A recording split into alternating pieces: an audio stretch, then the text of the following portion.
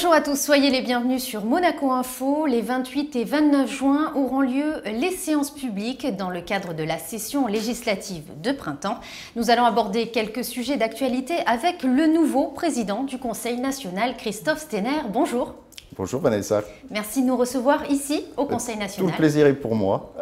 Alors, Monsieur le Président, vous avez été élu le 27 avril dernier. La principauté a vécu finalement un moment historique. On rappelle que Laurent Nouvion a cédé son poste de président en cours de mandat.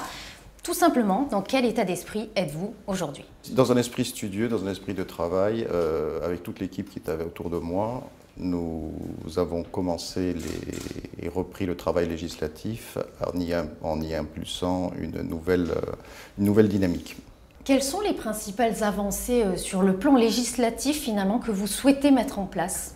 Tout d'abord la méthode de travail qui est beaucoup plus déléguée, c'est-à-dire que j'estime qu'à partir du moment où je n'ai pas toutes les connaissances nécessaires, si vous voulez, sur des sujets qui sont extrêmement pointus, il est important que les présidents de commission puissent effectuer un travail librement tout en référant au président du Conseil national.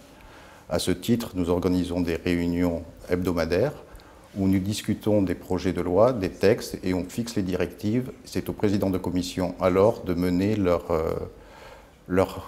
combat, si on peut dire. Alors, de nouveaux textes, des projets de loi votés, des propositions déposées. Quels sont et quels seront les grands dossiers sur votre bureau? Les grands dossiers pour les prochaines séances, ce sera notamment l'extension en mer, qui a fait couler beaucoup d'encre, si on peut dire. Ce sera également la loi sur la sécurité, sur laquelle nous avons demandé au gouvernement une session extraordinaire, donc nous espérons pouvoir la passer en examen au mois de juillet.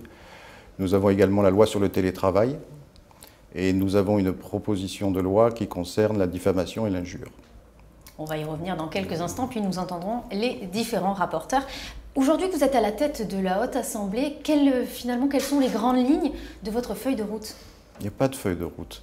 S'il y avait une feuille de route, c'est-à-dire que ce serait moi, Christophe Steiner, président du Conseil national, qui imprime des directives seul. Je veux dire, ce serait un régime une espèce d'autarcie. Alors expliquez-nous, comment vous dirigez votre équipe? Mon équipe, on discute, on délègue, les permanents sont impliqués dans le dialogue, et tout le monde travaille en osmose et en symbiose. C'est important, ce qui permet d'avoir une dynamique de travail beaucoup plus fluide et de réduire les temps nécessaires. C'est la même dynamique qui est mise en place avec le gouvernement, où nous essayons de réduire les temps des échanges au maximum en utilisant le mail, les échanges, les contacts directs. J'ai demandé au ministre d'État que les présidents de commission puissent contacter directement les conseillers responsables des projets de loi qui ont été déposés, afin que nous arrivions à avoir des réponses courtes sur les questions qui ont été posées lors de l'étude des textes en commission. Donc vous le disiez, un travail d'équipe. Comment justement cette nouvelle majorité a travaillé sur ces textes qui sont présentés? Alors j'aime pas trop le terme nouvelle majorité. Ah d'accord, vous préférez quoi? C'est une majorité d'idées, c'est pas une nouvelle majorité. Si on prend le terme majorité, on va revenir à l'idée des partis politiques. Alors, vous vous rappelez que pendant mon discours d'installation, j'ai dit que personnellement, moi je me considérais apolitique, quotes and quotes, comme on dit. Je pense que pour notre pays, où il y a 9000 monégasques, si on continue dans cette logique des partis politiques, on va arriver au même phénomène qu'on voit partout en Europe. C'est-à-dire en Europe, même aux États-Unis, puisque vous avez des personnalités qui sont en train de sortir, qui reçoivent l'aval de la population ou des électeurs, en réaction contre les idéologies ou les doctrines politiques. Je pense qu'à un moment donné, il faut essayer de réfléchir sur ce qui doit être mis en œuvre, ce qui bénéficie à l'ensemble de la population et au pays. Et pas partir sur des idées, sur des cultes de personnes ou sur de la haine envers les autres. Considérons que, je vous disais, 9000 monégasques qui sont représentés, c'est pas la Chine, il n'y a pas 1 milliard de personnes. On doit avoir à un moment donné prendre des personnes qui ont la capacité de réflexion, d'analyse et de jugement et l'intelligence nécessaires pour pouvoir à un moment donné s'entendre, même si les idées peuvent à un moment donné diverger. Donc j'en reviens à votre technique de travail. Comment avez-vous travaillé tous ensemble? Votre groupe a travaillé sur ces textes de quelle manière? par un système simple. On se réunit une fois par semaine avec les présidents de commission. On discute sur l'ensemble des textes qui sont quelle que soit la commission, je veux dire, chaque président donne son avis et on essaie de définir une directive et pas une feuille de route, mais c'est une directive commune pour arriver au meilleur résultat possible. À ce moment-là aussi, les permanents, que je dois remercier aussi pour leur implication dans le travail accompli, sont aussi présents, sollicités et facilitent la réflexion ou apportent leur éclairage de techniciens sur les textes étudiés. Alors, beaucoup de changements en principauté. Vous êtes le nouveau président du Conseil national. Nous avons affaire dorénavant à un tout nouveau ministre d'État. Oui. Comment se sont passés vos premiers échanges ? Écoutez, chacun à sa place. Le ministre d'État est nommé par le prince et le prince lui a donné des directives. Donc là, on peut parler de feuille de route. Moi, je dis à un moment donné que l'objectif est fixé. Maintenant, pour arriver à l'objectif, il y a plusieurs chemins. Si vous voulez, tous les chemins mènent à Rome, mais ce chemin ne peut être fait que par le dialogue. Parce qu'à un moment donné, c'est certain qu'avec le gouvernement, on peut avoir des différences d'opinion, des différences de point de vue. Donc il faut essayer de résoudre au maximum les accroches qu'il peut y avoir. Et par le dialogue et justement les contacts permanents, et en réduisant ces délais d'échange, parce qu'avant c'était par courrier où il y avait des délais assez longs, on essaye de réduire au maximum le temps et d'avancer beaucoup plus vite, parce que le retard législatif est quand même assez considérable. Vous le rencontrez on le rencontre avec le vice-président, donc Marc Burini, on le rencontre une fois par mois. Là, par exemple, si vous voulez, pour la problématique du logement et sur ce qu'on appelle la commission des grands travaux, qui a lieu 2 fois par an, il y a des problématiques qui font que, d'abord, 2 séances par an, c'est un peu court. Il faudrait un peu rationaliser. On est en train de parler sur une rationalisation des méthodes de travail et aussi sur une délégation. C'est-à-dire qu'on est en train d'essayer de mettre en place, avec l'accord du ministre d'État, que dans certaines commissions, par exemple la commission du logement qui ne se réunissait que sur, si vous voulez, l'étude des textes de loi qui lui étaient attribués, on puisse avoir un suivi des grandes décisions budgétaires sur le logement, donc c'est Jean-Michel Cuqui qui est en charge de ça, et des discussions avec une relation continue avec le gouvernement où le conseiller pour le gouvernement ou les conseillers pour le gouvernement concernés viendront en commission du logement et pas en commission plénière d'études discuter des avancées, des retards et de tout ce qui s'ensuit. Je veux dire, la politique, c'est à un moment donné, je préfère qu'on me dise non et pourquoi, plutôt qu'on traîne on se perd dans le temps et qu'on n'arrive pas à faire quelque chose de concret. Monsieur le Président, nous allons nous interrompre quelques instants pour regagner le grand hémicycle où nous attendent les différents rapporteurs et nous nous retrouverons pour la suite et la fin de cet entretien. Avec plaisir, Vanessa.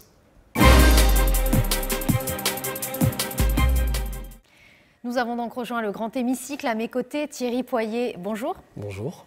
Vous êtes le président de la Commission des intérêts sociaux et des affaires diverses. Lors de cette séance, 2 textes seront mis à l'examen. Peut-on déjà les présenter? Oui, tout à fait. 2 textes, vraiment, c'est beaucoup pour cette séance. Premier travail très attendu sur le télétravail, justement. Deuxième partie sur le médicament, la vente de médicaments par Internet. Donc 2 sujets, surtout le télétravail qui était très attendu, qui fait partie vraiment des priorités. Alors commençons par le projet de loi concernant le télétravail. Comment votre commission a-t-elle travaillé? Le travail a été particulier parce que justement rendu difficile par aussi un contexte qui paraissait simple, mais qui est en fait qui peut cacher beaucoup de sujets, en particulier des sujets juridiques. Et la commission s'est surtout attachée à consulter des sachants et pouvoir garantir cette sécurité juridique. On a aussi eu une position particulière des représentants syndicats, représentants des travailleurs, qui n'étaient pas favorables et qui ne sont pas favorables à ce texte, en tout cas en partie, et qui ont amené aussi des difficultés dans cette étude. Pour autant, le travail a été bien fait par l'ensemble des personnes régulièrement présentes en commission, et effectivement, on arrive à un texte aujourd'hui équilibré, enrichi par les amendements du Conseil national et qui va vraiment démarrer une nouvelle relation de travail en principauté dans ce cadre de télétravail. Et c'est donc Jean-Charles Alavena qui est désigné pour être rapporteur de ce projet de loi. Oui, tout à fait. Jean-Charles Alavena a participé à l'ensemble des réunions, a fait un gros travail, s'est investi depuis le premier jour sur cette étude de texte. Et vraiment, j'ai pu compter sur lui tout au long de ce travail pour m'épauler et pour avancer. Comme vous le savez, il est aussi président des relations extérieures. Il est donc forcément en contact aussi avec le pays voisin. Et le travail qui a été fait, il a été ce relais en interne par rapport au travail qui a été fait et à l'Assemblée nationale et également au Sénat. Et donc, on a vraiment ce contact et cette complémentarité qui s'est faite. Vraiment, là-dessus, très très bon travail de Jean-Charles. Et effectivement, c'est aussi ce symbole de lier l'intérieur à Monaco avec l'extérieur sur des relations extérieures. Et donc, j'en suis satisfait.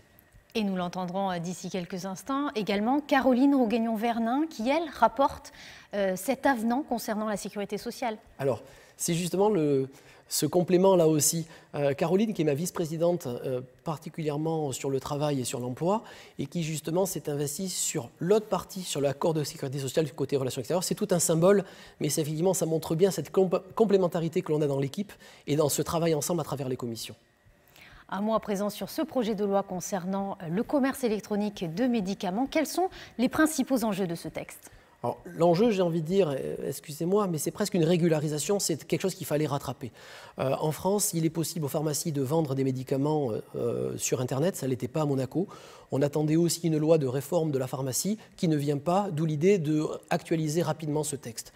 C'est ce qui est fait sur cette partie-là. C'est des médicaments sans prescription, il faut aussi le rappeler. Autre chose, concernant ce texte, c'est aussi l'occasion pour moi de remercier Christophe Robineau, qui est le rapporteur de ce texte, qui est Monsieur Santé du Conseil national et qui s'est investi sur tous les domaines de la santé. Et vraiment l'occasion de le remercier, non seulement pour la partie rapporteur, mais aussi pour son travail sur la santé. Et c'est quelque chose qui est aussi très appréciable. Vous serez également le futur rapporteur du projet de loi sur la sécurité nationale. Est-ce qu'on peut en savoir plus ? Oui, bien sûr. Là-dessus, on est sur une séance publique extraordinaire qui se déroulera donc début juillet. On est en dehors de ce cycle-là. Extraordinaire parce qu'en fait, le texte a pris un peu plus de temps à l'étude. Là aussi, ça me permet de revenir sur la méthode. On a eu du mal à démarrer vite sur l'étude de texte. Il s'est passé beaucoup de temps avant que l'ancienne équipe puisse se mettre réellement au travail et de manière efficace sur ce texte. Avec Christophe Steiner, avec également Thierry Crovetto, il a repris la méthode de travail, il a repris ce travail en commission et on a repris ce travail pour avancer le plus vite possible en tout cas. Plus vite possible ne veut pas dire ne pas avancer bien. Et on travaille régulièrement en commission, on a avancé également avec le département de l'Intérieur et l'ensemble des juristes du Conseil national et du gouvernement pour avancer, avoir un texte le plus équilibré possible. C'est un texte qui est attendu, c'est un texte qui s'inscrit pour officialiser la pratique de la police globalement en principauté et pas uniquement sur des parties de terrorisme, mais comme vous pouvez l'imaginer, qui est attendu dans une situation un peu compliquée actuellement. Et Monaco a besoin de ce texte parce que cette première sécurité, c'est aussi la base des fondements même de la principauté, de son attractivité.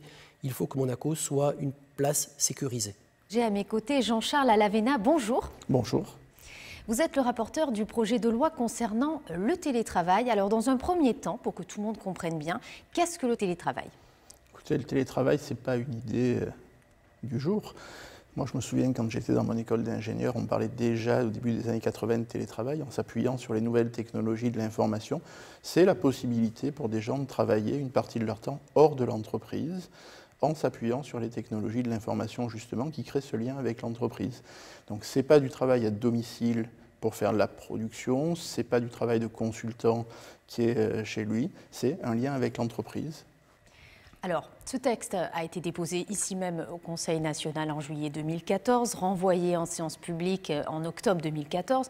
S'ensuit une série de questions. Le gouvernement a répondu il y a peu de temps, en février 2016.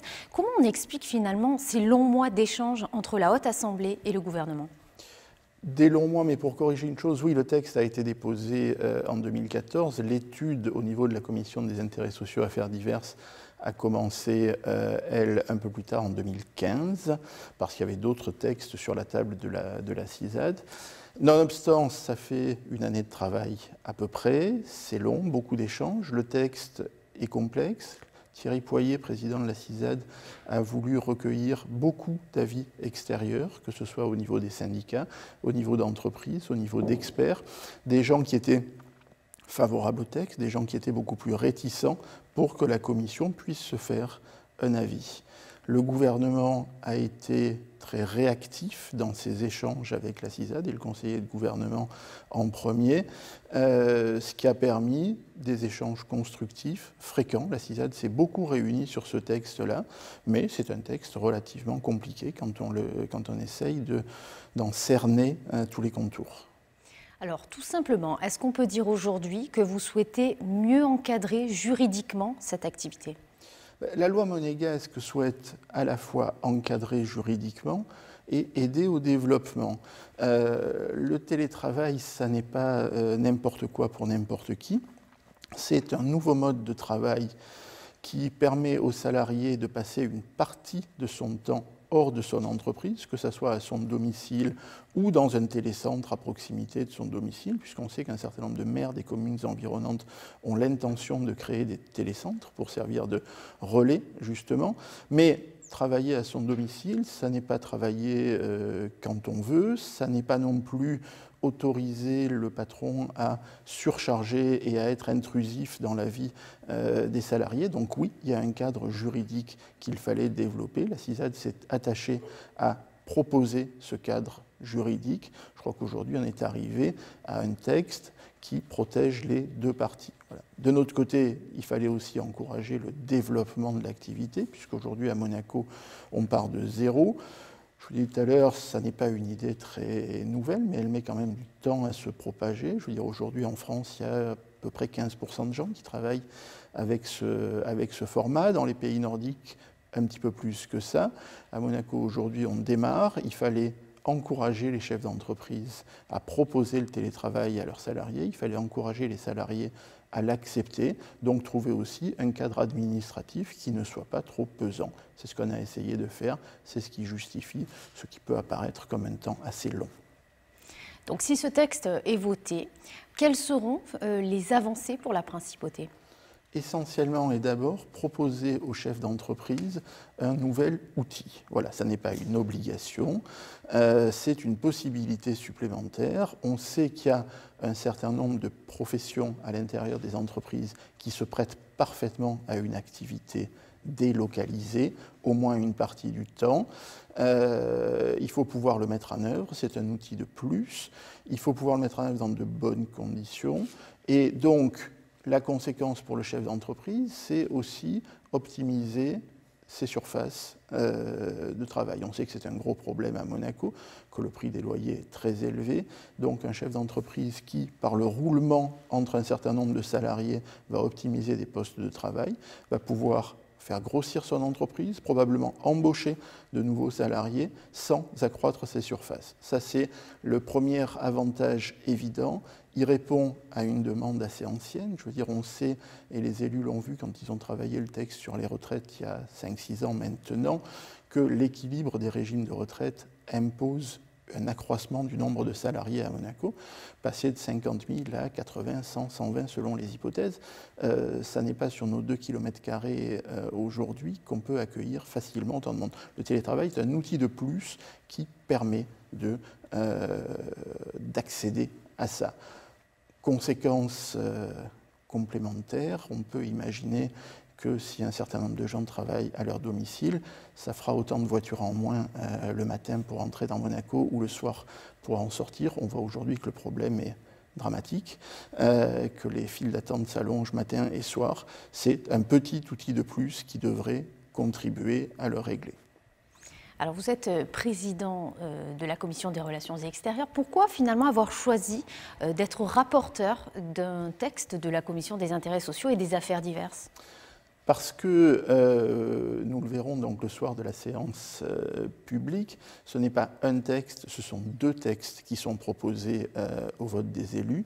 Le texte monégasque qui est traité par la CISAD a pour ambition d'organiser l'activité de télétravail à Monaco, ça c'est la volonté, mais pour se faire correctement, ce texte monégasque avait besoin d'un texte français, puisqu'on le sait, les télétravailleurs seront dans un premier temps des gens qui aujourd'hui vivent à Nice, à Cannes, un peu plus loin, un peu plus près, dans les communes limitrophes. Et donc il y avait une obligatoire coordination et un accord, notamment au niveau des caisses de sécurité sociale, parce que les problèmes juridiques de nos voisins, le droit social n'est pas le même à Monaco qu'en France, le droit fiscal non plus, etc. Donc deux textes. Le texte international, celui qui a été voté par le Parlement français, était sur la table de la Commission des relations extérieures, l'autre texte était sur la table de la CISAD. Les deux commissions et les deux présidents de commission travaillent bien ensemble. On a jugé que c'était un élément symbolique peut-être, qu'en tant que président de la Commission des relations extérieures, je rapporte le texte monégasque, et c'est Caroline Rougueignon-Vernin, qui est vice-présidente de la CISAD, plus particulièrement en charge des questions de travail, qui rapportera le texte qui était sur la table de la RELEX, la ratification de la Convention.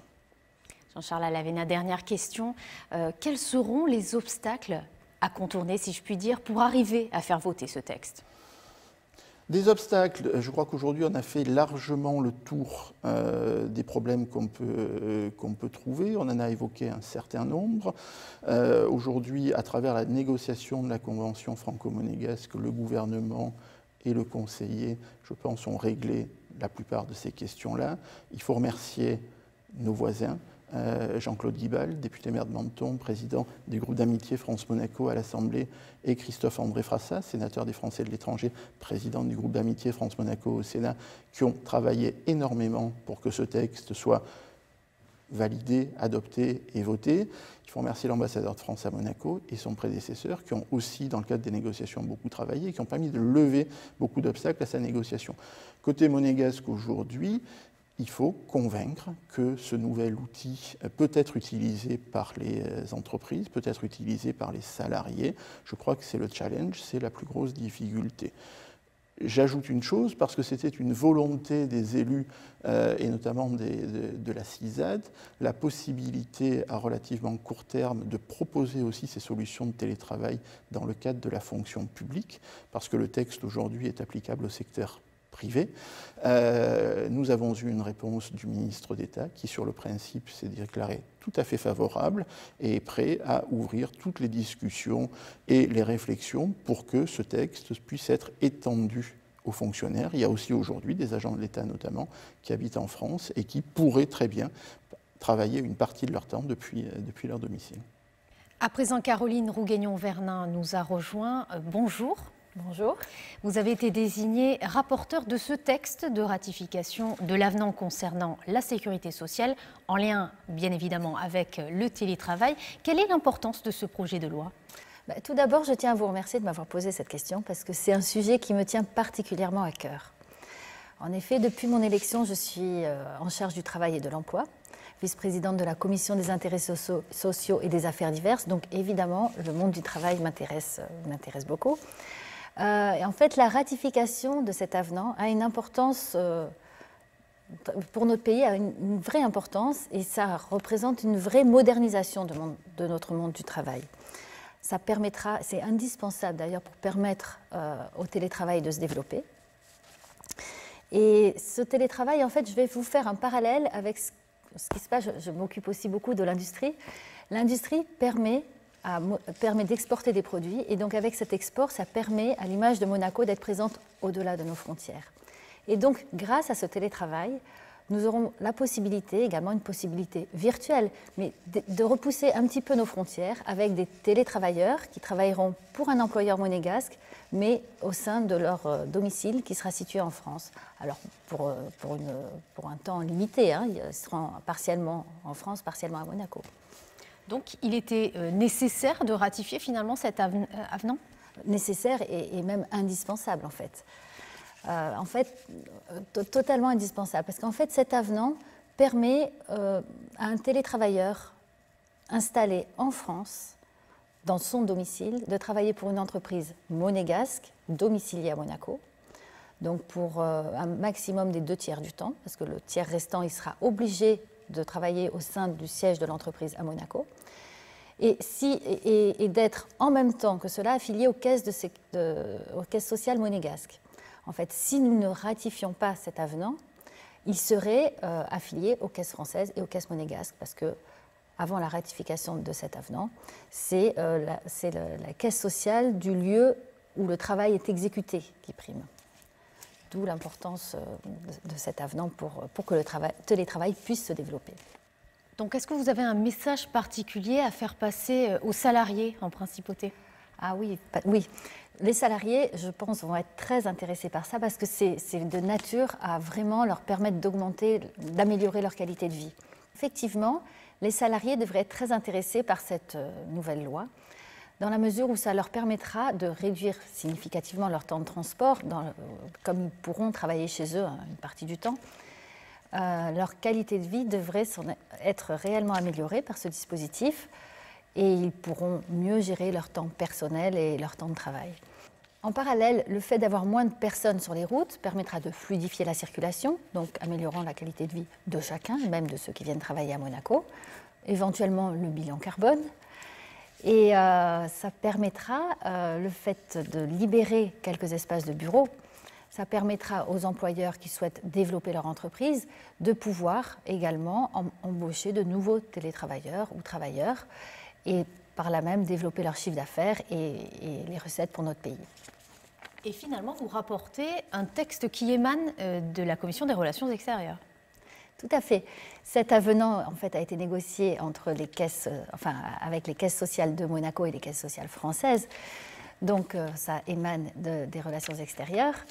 Et c'est la condition en fait, pour que le télétravail qui émane, lui, de la Commission des intérêts sociaux et des affaires diverses puisse être mis en application.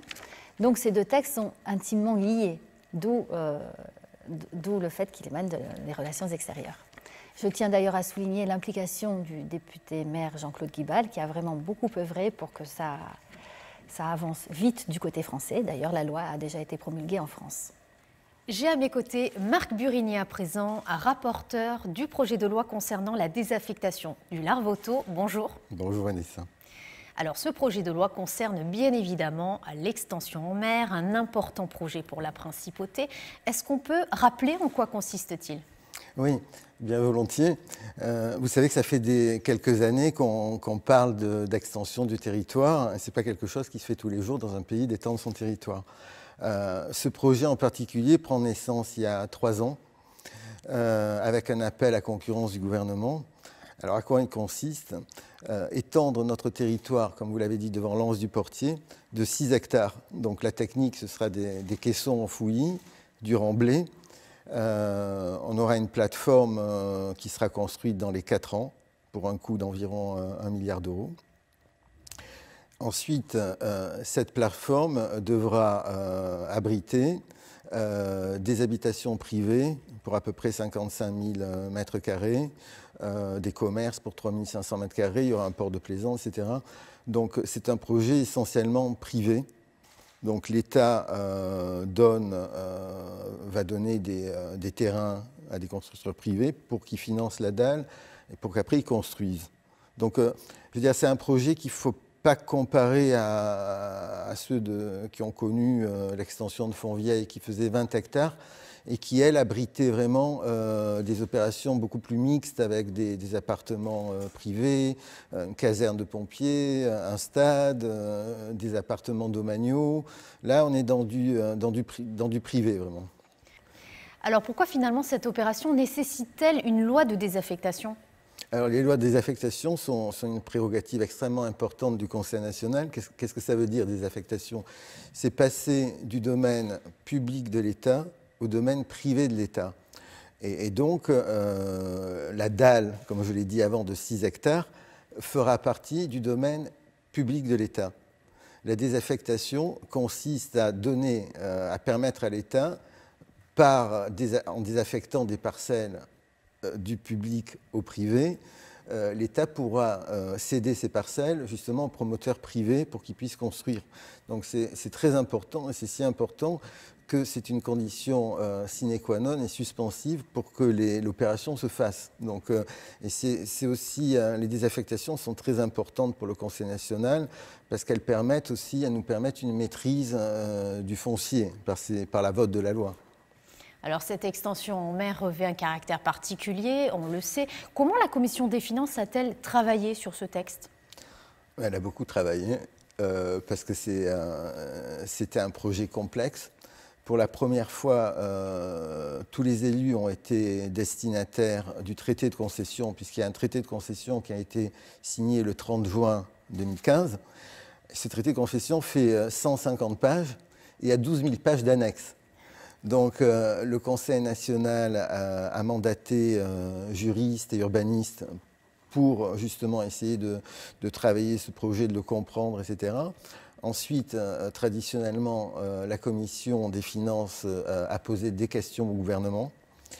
Et la Commission des finances a décidé une méthode plus dynamique qui consistait à faire, vous savez, nos commissions plénières d'études avec le gouvernement, qui sont des commissions à huis clos privées entre Conseil national et gouvernement, pour qu'on puisse répondre et débattre de ce projet, répondre aux questions de la Commission des finances. Et on a débattu pendant plus de 10 heures sur ce projet. Donc concrètement, qu'est-ce que ce projet va apporter à la principauté ainsi qu'à ses résidents? Alors, comme je l'ai dit, comme c'est un projet privé, je pense qu'il y a un signe très fort qui est donné à la principauté. C'est aussi que des investisseurs privés fassent un pari sur l'avenir et confiance dans le futur de la principauté. Ils y croient, ils font ce projet.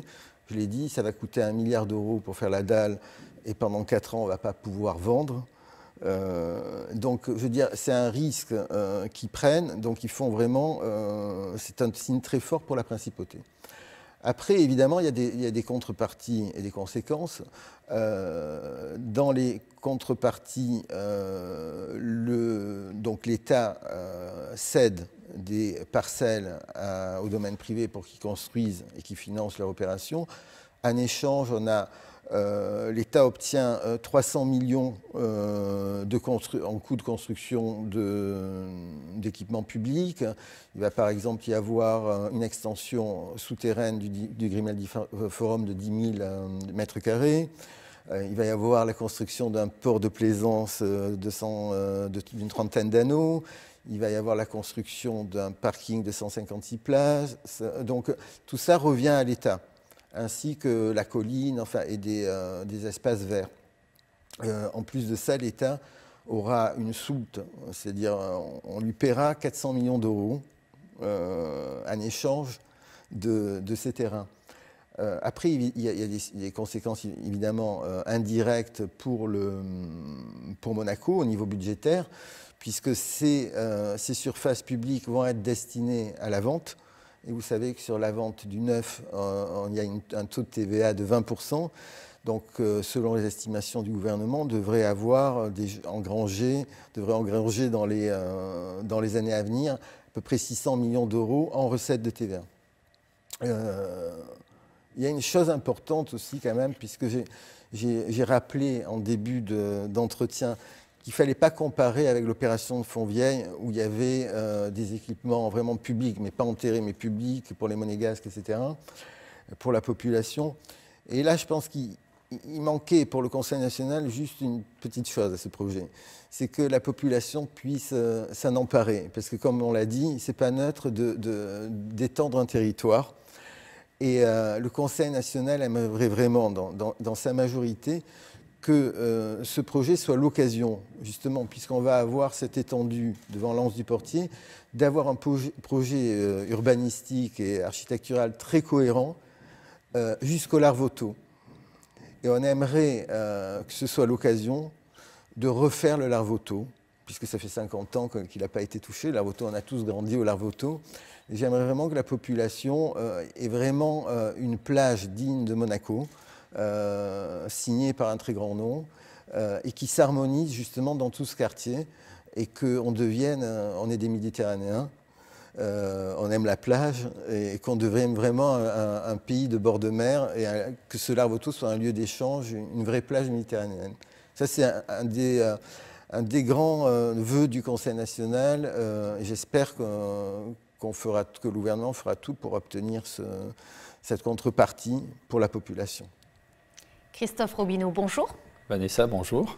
Vous êtes ici au Conseil national le référent en matière de politique de santé. Vous êtes également le rapporteur du projet de loi concernant le commerce électronique de médicaments. Pourquoi ce texte ?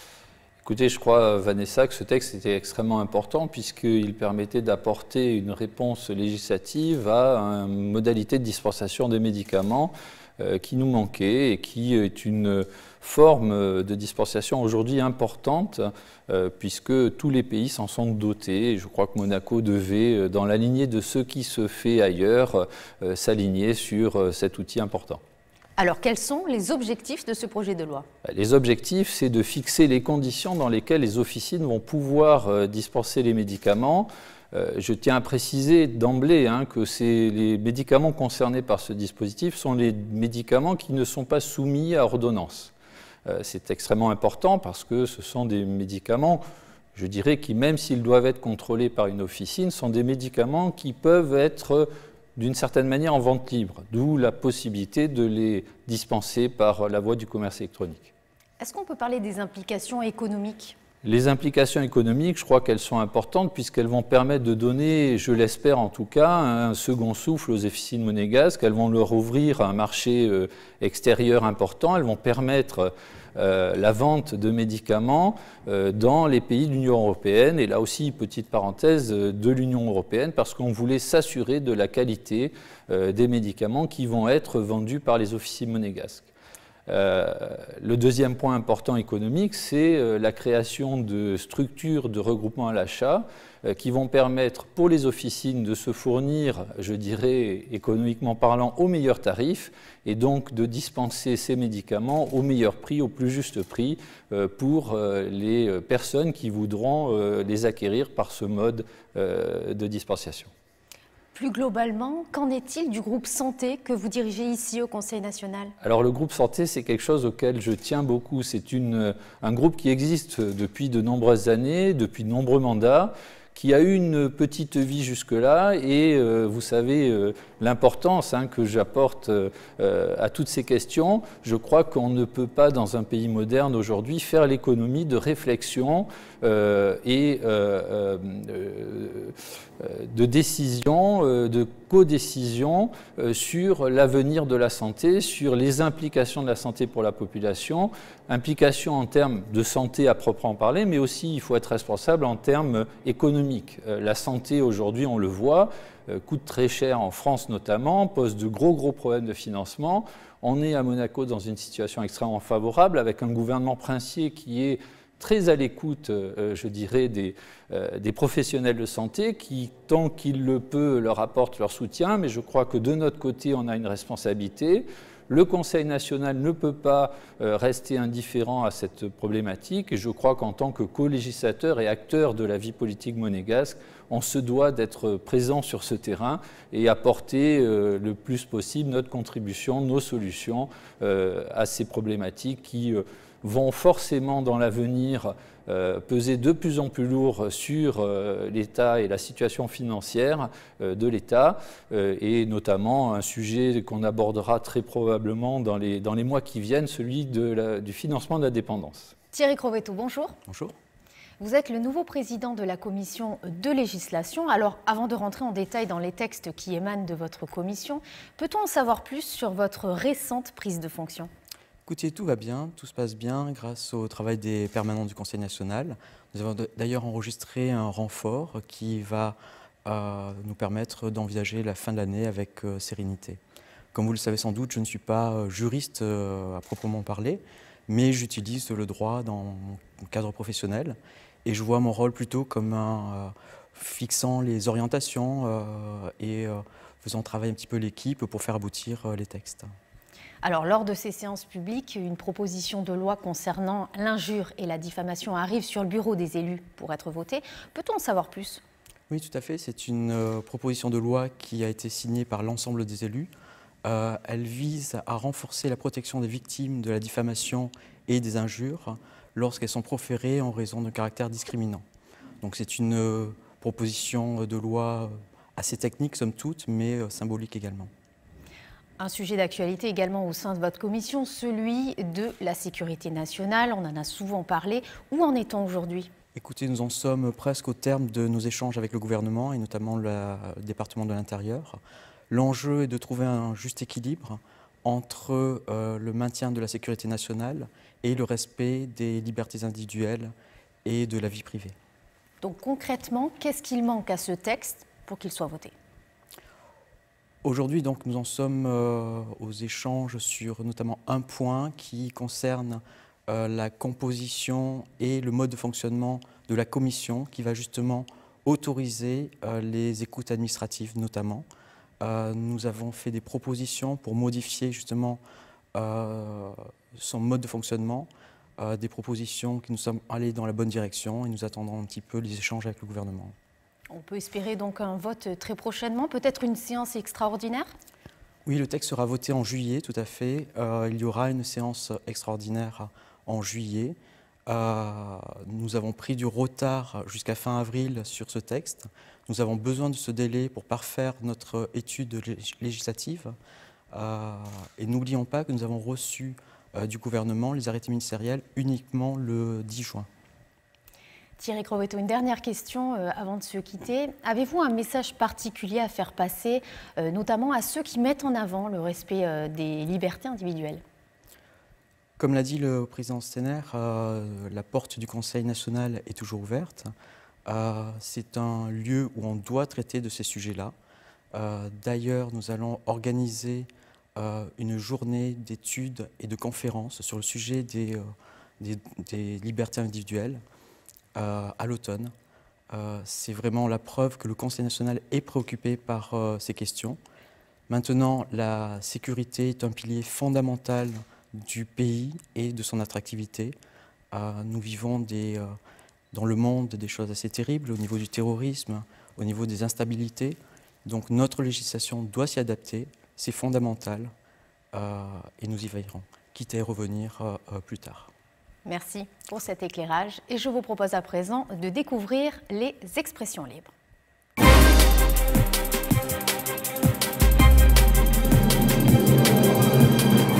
Chers compatriotes, vous êtes nombreux à nous avoir demandé des explications complémentaires par rapport au changement de présidence qui est intervenu le 27 avril dernier. Je dirais tout simplement qu'il fallait que les choses changent pour votre Conseil national. Nous ne pouvions plus continuer de travailler dans un esprit de clan et de camp retranché. Ce qui permet à vos élus de travailler correctement, c'est l'information. Nous ne l'avions plus, ou de moins en moins. C'est pourtant ce qui nous permet de travailler sainement et de pouvoir échanger sans être obligés de prendre parti pour un tel ou contre un tel. Depuis le 27 avril, une nouvelle méthode de travail nous permet à tous et à toutes de pouvoir travailler dans la sérénité et l'efficacité. Nous vous en apporterons la preuve à l'occasion des séances publiques qui verront le vote de 5 textes importants pour Monaco. Nous travaillons sans rejet de l'autre, sans stigmatisation et surtout, nous travaillons pour l'intérêt général. Christophe Steiner a pris ses responsabilités, à notre demande, et je dois ici le remercier pour cela. Depuis son élection, il coordonne et il met du rythme, ainsi qu'un état d'esprit constructif et ouvert pour tous les élus de bonne volonté. Notre communauté nationale est trop petite et trop précieuse pour souffrir des querelles de partis, pour dénigrer les uns au prétexte de soutenir les autres. Nous, Monégasques, nous sommes une grande famille et nous ne devons pas l'oublier. Et nous, élus des Monégasques, nous vous devons de nous entendre et de travailler tous ensemble. En ce sens, Christophe Steiner est le président de tous les élus. Nous sommes fiers de ce mandat que vous nous avez confié en 2013 et nous devions le reprendre en main afin de ne pas vous décevoir. La principauté a besoin d'un conseil national efficace et non d'un piédestal pour l'image d'un seul. Je vous assure ici de notre entière motivation pour accomplir la tâche qui est la nôtre, celle de faire en sorte que ce mandat soit à la hauteur de ce que vous en attendiez. Je terminerai en vous disant que nous ne sommes pas dans l'adversité et que nous ne rentrerons pas dans le jeu qui consiste à faire de l'obstruction stérile ou à cliver sans cesse dans l'opinion pour exister. Il nous faut un Conseil national apaisé et des majorités d'idées pour avancer. C'est ce que nous faisons chaque jour, pour vous.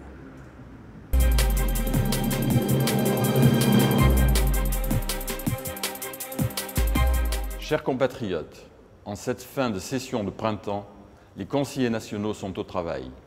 En tant que vice-président de la Commission des finances et de l'économie nationale, je suis très attentif à tout ce qui touche à l'organisation commerciale de la Cité et donc impliqué dans la reprise de l'étude portant sur les locaux commerciaux domaniaux du domaine public. Je souhaite pouvoir présenter, dans le courant du dernier trimestre de cette année, un texte qui clarifiera un ensemble de règles inappropriées, opaques et inintelligibles. La deuxième partie de la loi sur le handicap, qui concerne l'accessibilité du cadre bâti et qui est à l'étude, me tient particulièrement à cœur. Au même titre que la loi relative au télétravail que nous allons voter fin juin et qui va largement profiter aux entrepreneurs et aux salariés, elle dote la principauté d'un cadre pour une population qui ne doit en aucun cas être victime d'une discrimination passive. Enfin, le projet de loi relatif à l'inaptitude et au reclassement des salariés qui pénalise chaque année un nombre non négligeable d'employeurs, dans la mesure où actuellement ce dernier ne peut pas faire appel de la décision du médecin conseil, doit impérativement être réformé. Si nous y parvenons, une injustice manifeste pour celui qui l'a subie sera alors définitivement réparée.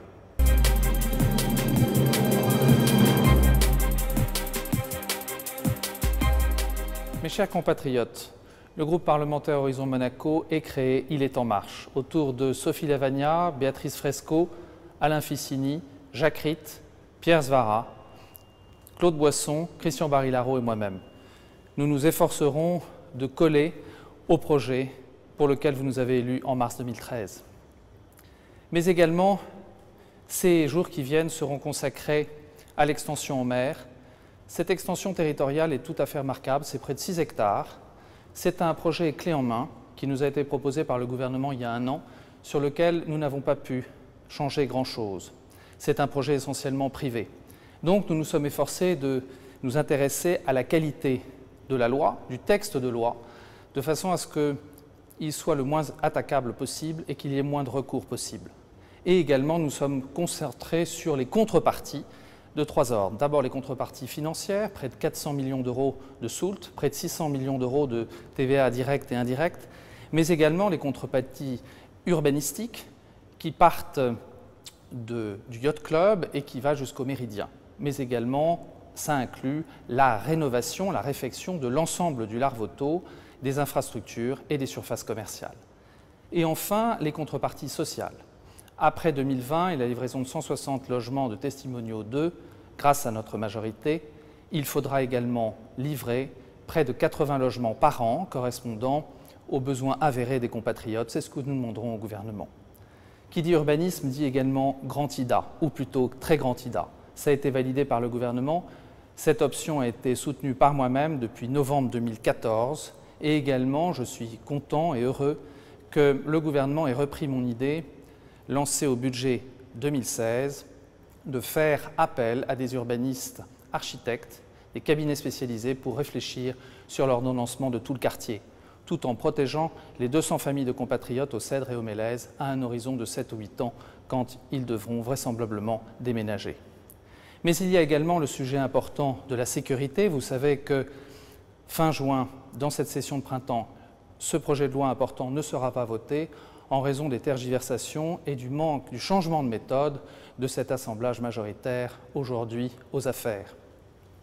C'est dommage et malheureusement il y aura une session vraisemblablement extraordinaire au mois de juillet prochain sous la pression du gouvernement. Mais je ne peux pas terminer sans parler du projet de l'Esplanade qui, comme vous le savez, nous tient particulièrement à cœur. Si nous soutenons le projet public de la plus haute autorité de création de 2 musées, nous sommes contre la désaffectation au profit d'un opérateur privé de près d'1 hectare de terrain public en raison des contreparties exorbitantes pour lui. En effet, il n'y a plus de terrain public à Monaco et pour nous, c'est très important et pour nos enfants.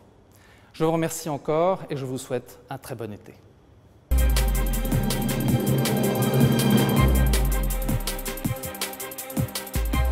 Chers compatriotes, depuis le 27 avril dernier, un vent de renouveau souffle sur le Conseil national. En tant qu'élu Renaissance, je suis satisfait du changement récent à la tête de notre Haute Assemblée. Issue des urnes, la minorité dont Renaissance fait partie est enfin respectée à sa juste valeur. Aujourd'hui, la méthode a changé. Pour preuve, la proposition de loi concernant le travail de nuit, déposée par Renaissance, en souffrance depuis plus de 2 ans, sera enfin à l'étude à l'automne prochain. Et j'espère même qu'elle sera transmise au gouvernement avant la fin de l'année. Elle répond en effet aux évolutions du monde du travail. Je la porte avec conviction et courage, et son vote aurait un impact bénéfique sur la vie professionnelle. Chers compatriotes, les premiers signes des changements au Conseil national sont plus qu'encourageants. Je reste néanmoins vigilant et forme le vœu que cette situation perdure. En tant qu'élu Renaissance, je continue à œuvrer avec rigueur et dans un esprit positif pour l'intérêt de tous les Monégasques. Renaissance vous remercie.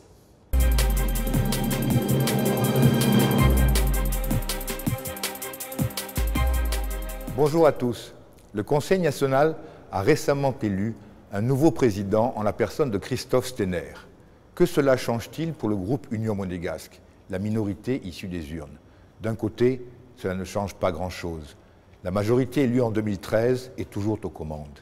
Les insultes proférées dans la presse par le président sortant et ses amis envers ses colistiers montrent à quel point cet attelage électoral était précaire. Pour ces gens-là, l'image du Conseil national et du pays pèse bien peu face à leur ego surdimensionné. Mais d'un autre côté, cela change beaucoup de choses. L'attitude de la nouvelle équipe envers la minorité est plus ouverte. Cela nous a permis d'avancer rapidement sur plusieurs dossiers importants. Jugez-en par vous-même. Dans les 2 prochaines semaines, pas moins de 5 lois seront votées, dont la loi sur la sécurité nationale, la loi sur le télétravail, la loi de désaffectation de l'Anse du Portier, notre urbanisation en mer. Ces projets sont apolitiques et nous les voterons bien sûr, car ils font avancer Monaco dans la bonne direction.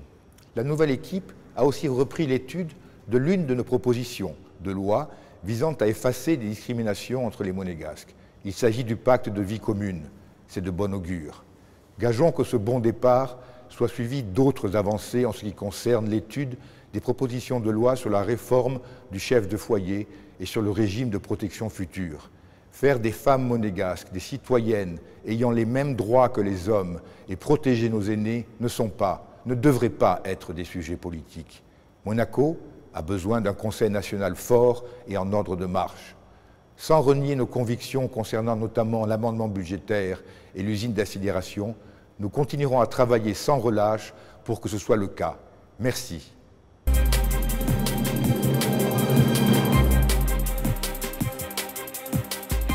Chers compatriotes, comme vient de vous le dire Bernard Pasquier, le changement de président au Conseil national a incontestablement modifié les choses quant à la façon dont les groupes minoritaires, et notamment le groupe Union monégasque, sont désormais informés et considérés au sein de notre Assemblée.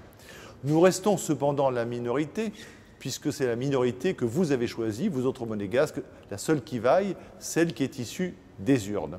Autre changement d'importance, un nouveau ministre d'État a été désigné par le souverain.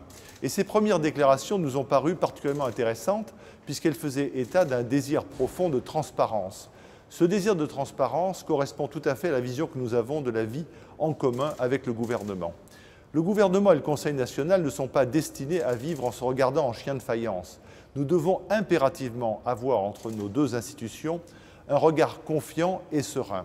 Nous allons donc travailler la main dans la main avec le gouvernement, mais également avec tous nos collègues du Conseil national, pour que cette législature se termine le mieux possible et que nous puissions rencontrer toutes vos attentes. Nous savons que c'est cela que vous attendez de nous et nous serons vigilants. Soyez confiants.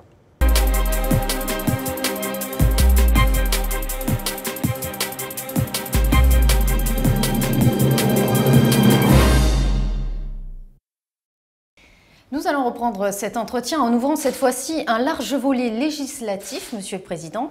Nous venons d'entendre les différents rapporteurs. J'aimerais que l'on revienne tout d'abord sur ce projet de loi concernant le télétravail. Une réelle avancée pour la principauté? Si le texte n'était pas voté, on ne le saurait jamais.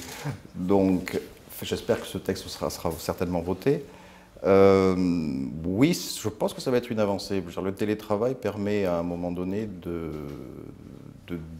délocaliser, comme on dit, le travail. Alors ça peut paraître comme une nouveauté, mais ce que j'expliquais la dernière fois à des personnes, à des consoeurs ou de certains de vos confrères, c'est que le télétravail n'est pas quelque chose de nouveau. Dans d'autres pays, ça existe depuis longtemps. Et un des exemples les plus marquants, mais on n'y pense pas, on ne dit pas que c'est du télétravail, c'est par exemple quand vous avez un chirurgien qui est aux États-Unis, qui va opérer un patient qui se trouve dans un autre pays juste par la télécommande des instruments du bloc opératoire. Donc là, c'est vraiment quelque chose de spécifique. Il y a aussi le télétravail qui est fait quand vous avez, par exemple, pour des projets industriels, les équipes de R&D, d'ingénieurs qui, dans un pays, travaillent et font circuler le projet à travers le monde. En fait, il est suivi en 24 heures, en temps continu, ça ne s'arrête jamais.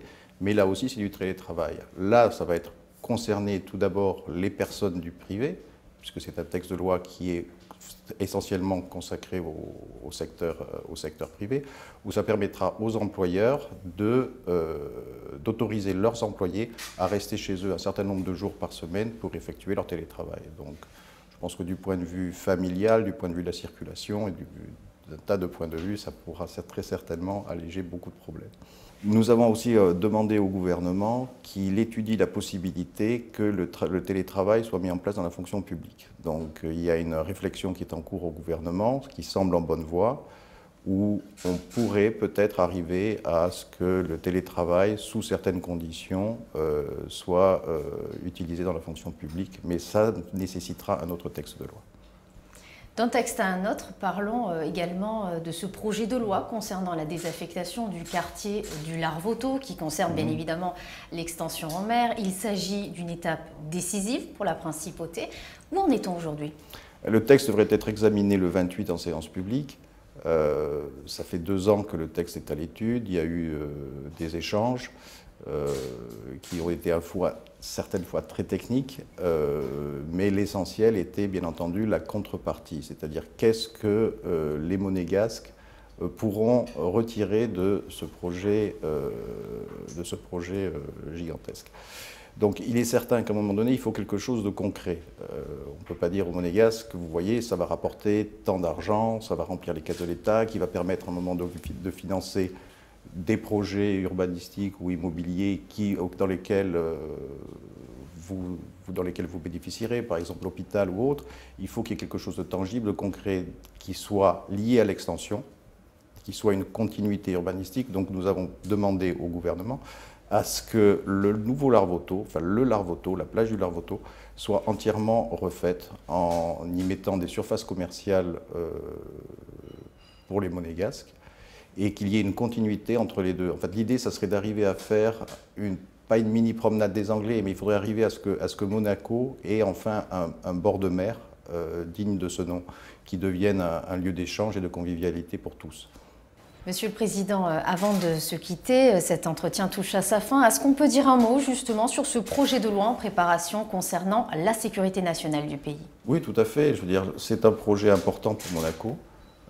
À plus d'un titre. Tout d'abord, il va permettre de faciliter les échanges entre les différents pays, notamment avec la France et d'autres pays, dans la prévention du terrorisme. Vous savez que c'est un sujet malheureusement d'actualité, qu'on risque encore d'avoir pour de nombreuses années, et les implications qui pourraient avoir lieu, c'est-à-dire soit sur notre territoire ou sur les territoires voisins, sont extrêmement importantes. Alors bien sûr, il y a un débat, comme dans tout pays, entre la frontière, entre la sécurité et les libertés. D'aucuns pourront dire, oui, ce texte a des tendances liberticides.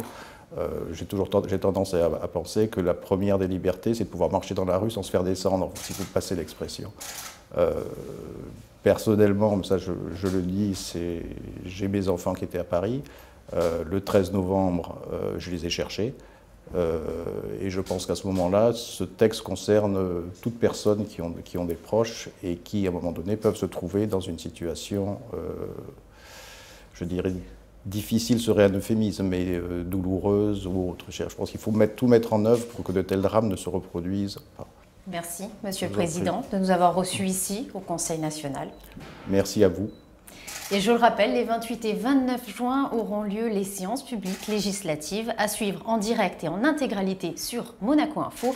Merci de nous avoir suivis.